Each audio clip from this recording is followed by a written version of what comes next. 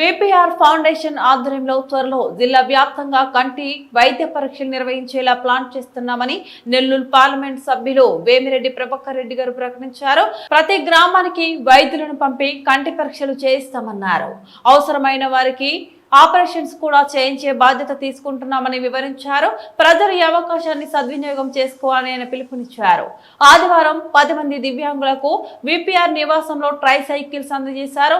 Try cycles అందుకున్న వారిలో Anantasagaram, Udayagiri, Duttalur, Vinjamuru, Jaladanki, Nellore city, rural మండలాలకు చెందిన దివ్యాంగులు ఉన్నారు. ట్రై సైకిల్స్ ద్వారా జిల్లా వ్యాప్తంగా దివ్యాంగులను ఆదుకుంటున్నామని ఎంపీ వేమిరెడ్డి ప్రభాకర్ రెడ్డి తెలిపారు. జిల్లాలో ఎంతమంది దివ్యాంగులు ఉన్నా ప్రతి ఒక్కరికి ట్రై సైకిల్స్ ఇస్తామన్నారు.